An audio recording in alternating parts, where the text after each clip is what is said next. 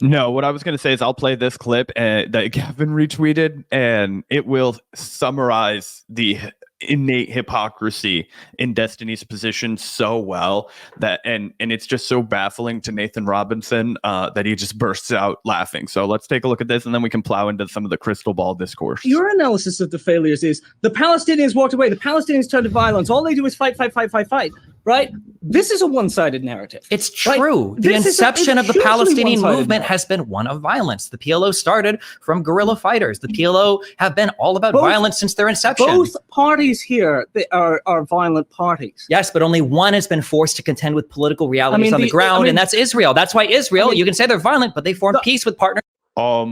The people who are forced to live in an open-air prison called the Gaza Strip aren't forced to contend with the political realities of the situation. Are you kidding me? That they thought they never would form peace with. Zionism is ultimately a movement based on conquest and dispossession. And Islam isn't? What's a caliphate? What was the Ottoman Empire? Dude, you can tell in that moment. This is another reason why I wanted to play this. You can tell in that exact moment right here where he feels like he's been caught up against a wall. It's like, wow, I can see Vosh. I can see Vosh immediately be like, World War II? This guy's like, Ottoman Empire? What? Let's go back in time. Everybody was evil, dude. Did you know back in the day people were cavemen and they were just hitting each other on pots and pans and net? Everything's justified, bro. Until they want to, pearl clutch and fearmonger about how somebody else is evil. That was a straight up Islamophobic comment too, because Nathan J. Robbins said Zionism is a ideology of conquest and displacement, and then Destiny comes back and says, "Well, you don't think Islam is?" Like, he didn't say Judaism; he said Zionism, which undeniably is an ideology of conquest and displacement.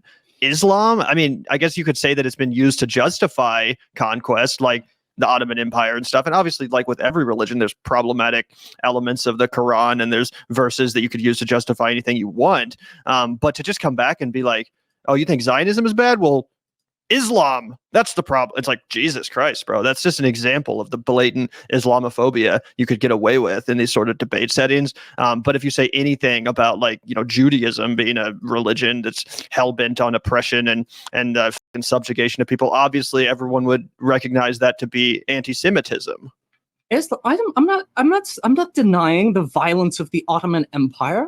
Why would I? Why would we talk about the intrinsic territorial conquest nature of Zionism when Zionists, Israel, have given back land and territory to other countries, but then ignore it? There's no reason. They're a major party to this because it's the conflict that we're talking about. Yeah, but it doesn't make sense to say that. So you're describing one side as using violence to achieve its goals. Yes. Right? But correct. You are ignoring all of the violence on the other side. Because I think that the Israeli side... precisely what... This is indistinguishable from the kinds of arguments that people who used to just cheerlead for the Iraq war would present. Like, people who were in the anti-war party would say, yeah, why do you think that guy became a suicide bomber? His entire family was killed by U.S. Special Forces. Like, that was violence that was used against him. And they would be like, it was jihad that poisoned the man's mind and we have to destroy jihad.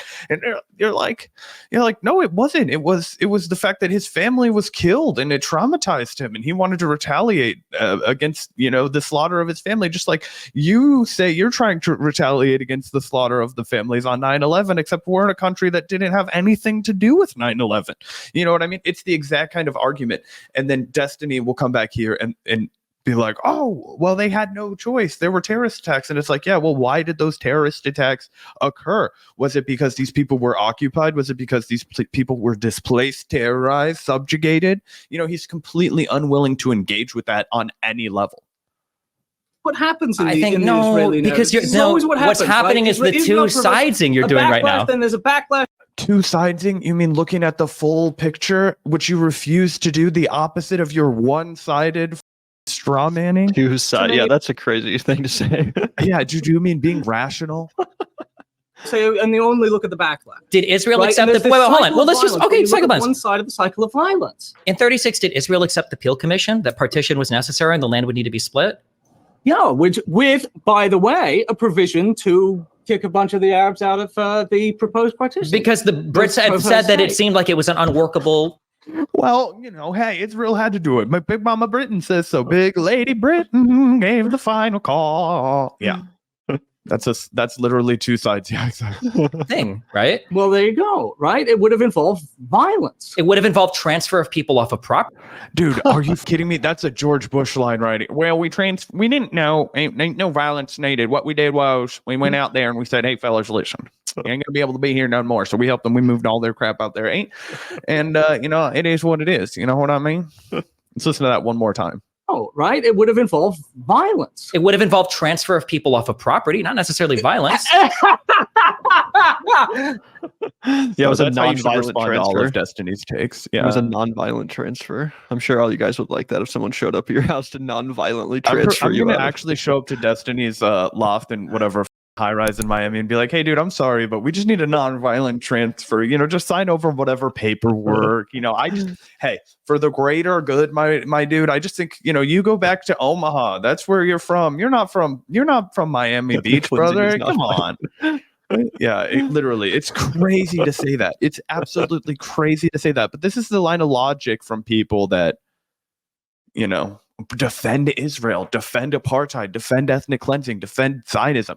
They can't. There's no way. It's kind of like how we've talked about in the past, like nobody will just come out and say that they're a white supremacist, in the same way that I said you certainly can't come out and just say you're a white supremacist. They tap dance around that shit like 35 ways to Sunday, right? Like it's like, oh, every belief system you have happens to reinforce white supremacy. But no, I love everybody, right? We've all heard that kind of thing because you can't come out and say it. And it's gotten to the point where we're so aware of what's happening on the ground in Gaza. We're so aware of the destruction of Rafah and the starvation that you can't come out and say, oh yeah, I'm cheerleading that. What you have to say is, oh no, I'm fighting against this amorphous other thing. It's like we did the same thing. It's instead of Hamas, we would just say we're fighting terrorism, fighting Al Qaeda.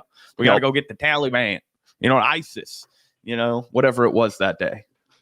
Yep, absolutely. And shout out to you, Bookworm Skates. It's like saying the Trail of Tears was nonviolent. LOL. Yeah, pretty much, 100%. And someone else made the good point. They're like, why is Destiny even like dying on this hill? It's a great question. Like, I really don't understand why Destiny is so invested in defending Israel at this point when they're so clearly indefensible.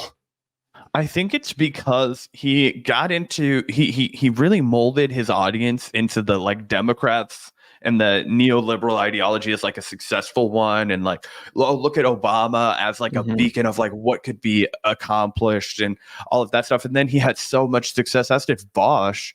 They just kind of went in different directions because Vosh didn't completely sell out on this issue. I know we're going to put a pin in all of the like, okay. But Destiny, went all in on the Ukraine war, right? And that was a big bastion of viewership, dude. There were a lot of people, particularly those kinds of Twitch viewers, that were really into watching the coverage of the Ukraine war, and they wanted intervention, and they wanted a side to cheerlead with, and they wanted to cheer on behalf of the side that the Democrats were funding. Well, what's the natural, next step, right? When you're representing, I hate when people, say that the Democrats are becoming the party of war. Democrats have always been the party of war, just like the Republicans have always been the party of war. When John Kerry ran in 2004, he didn't even oppose the war in Iraq. Like everybody cheerleaded the war in Afghanistan, even Bernie Sanders, not everybody, Barbara Lee didn't, but even Bernie Sanders voted for the war in Afghanistan. But John Kerry took it one step forward and was like, I'm going to do the war in Iraq better. And you know what I mean? So they've always been, bloodthirsty war, criminals. And I think that there's, for some reason, Destiny's decided that that's his political analysis, that that's a good thing, that we have to be a country that's entire economy is a wartime economy, that we have to be, exporters chiefly of suffering, right? And undermining the democratic free will of any nation that opposes a U.S. hegemony, right? That's become his political model and his entire outlook for the world, which is really convenient if you're a rich guy, that's just sitting in America, the world's most powerful empire.